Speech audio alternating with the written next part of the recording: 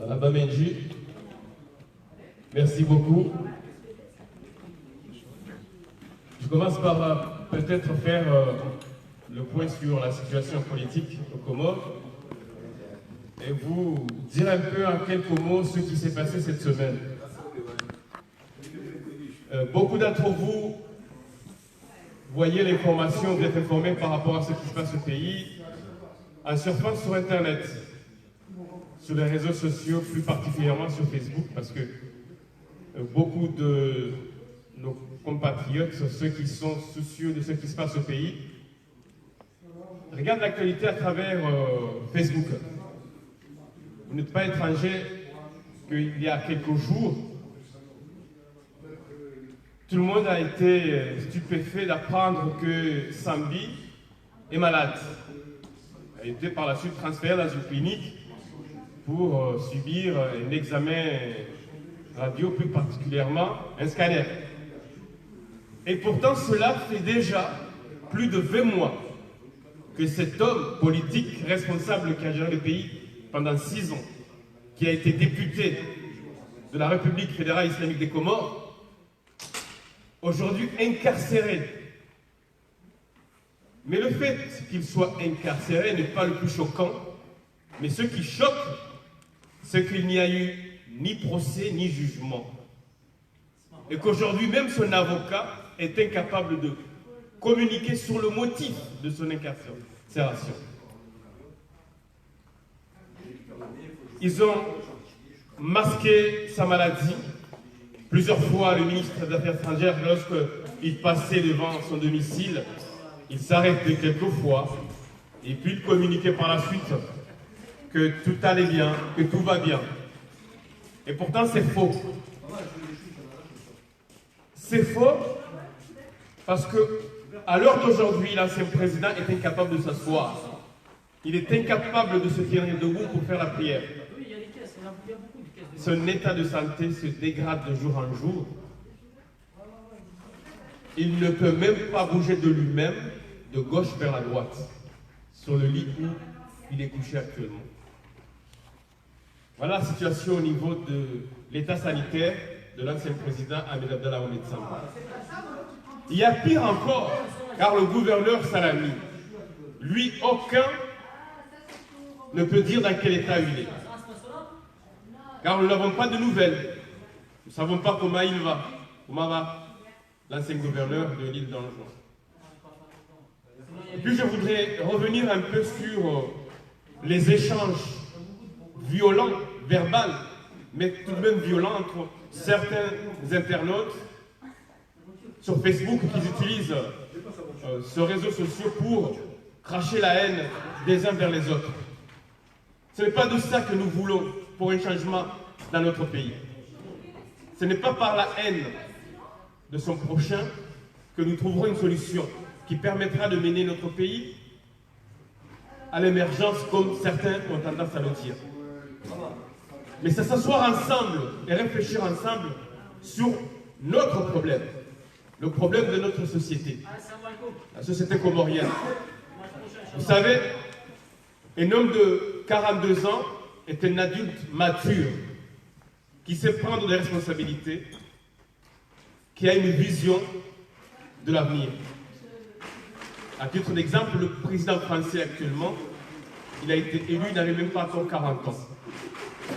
Et pourtant, il dirige l'un des 5 pays les plus puissants du monde.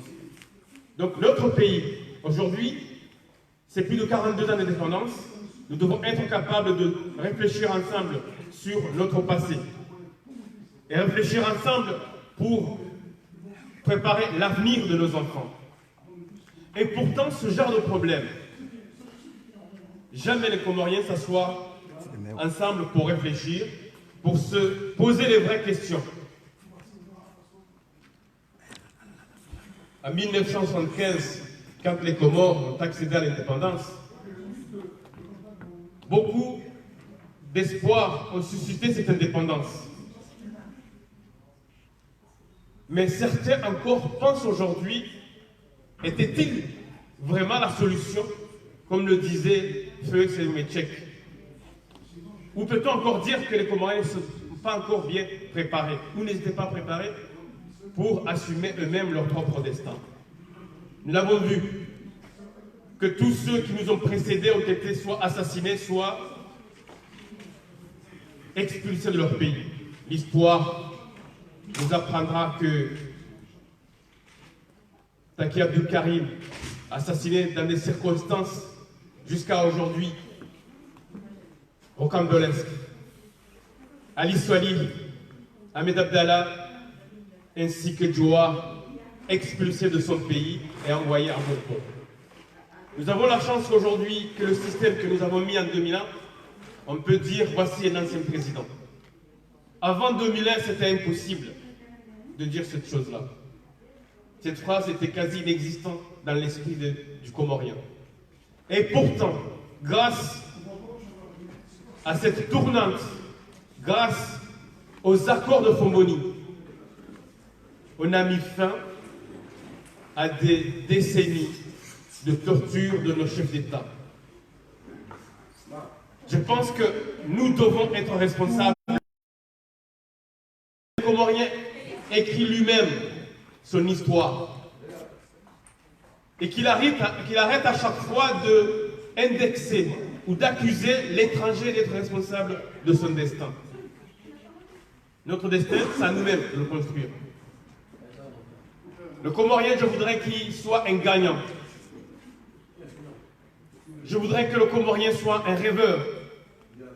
Pour en citer juste une phrase de Nelson Mandela qui disait, paix à son âme, le gagnant est un rêveur qui n'a jamais cessé de lutter. Mes amis, mes chers frères comoriens, devenons tous des gagnants. Ne laissons pas un dictateur nous enlever notre rêve. Le rêve de dire, voici un ancien président. Nous savons tous que la mort est une échappatoire impossible pour tout être humain. Mais le fait d'avoir pris Ahmed Abdallah Mohamed Sambi depuis plus de 20 mois, l'incarcéré aujourd'hui gravement malade.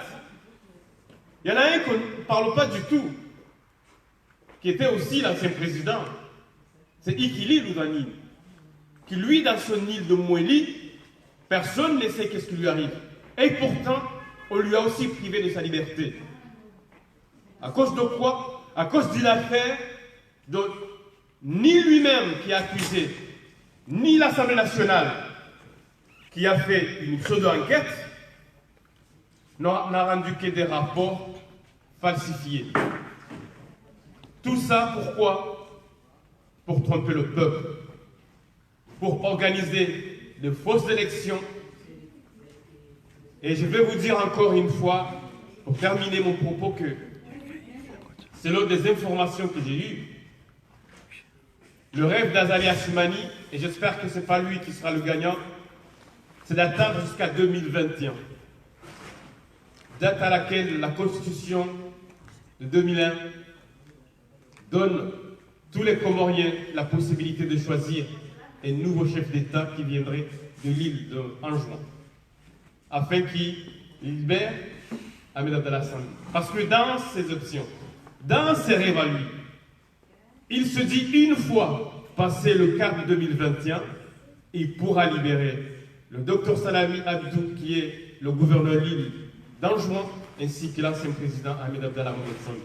Car après cette étape, dans sa tête, il se dit, il aura déjà mis tous ses pions partout et le contrôle total de l'archipel.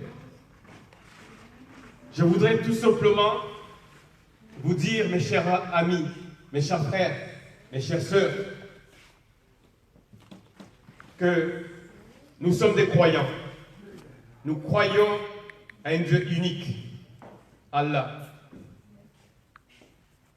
Et par cette croyance, l'ancien président, il résiste. Il résiste par sa force morale. Il résiste parce qu'il sait que si on le jugeait, tous ces calomnies qui l'on crache chaque jour sur lui, il pourra démontrer un par un toutes ces allégations qu'il n'y a eu jamais de fraude concernant les passeports prétendus vendus. Mais l'ancien président, ils ne le jugeront pas parce qu'ils n'ont aucune preuve de ce qu'ils avancent. Quand ils prétendent surtout qu'il a plus de 950 millions de dollars dans un compte, cela lui permettrait à l'ancien président d'être parmi les hommes les plus riches du continent africain. Or, ils ne sont pas capables de prouver qu'il a vraiment cette somme, détourné cet argent dans un compte qui compte. Nous devons avoir confiance en nous-mêmes et penser que les Comores nous appartiennent tous.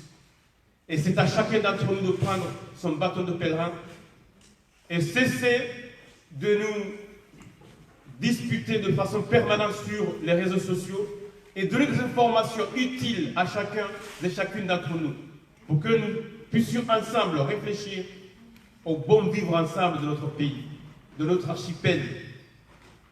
Et arrêtons de stigmatiser et surtout d'indexer les uns et les autres en disant que c'est votre faute alors qu'aucun de nous n'est capable de comprendre ce qui se passe aujourd'hui.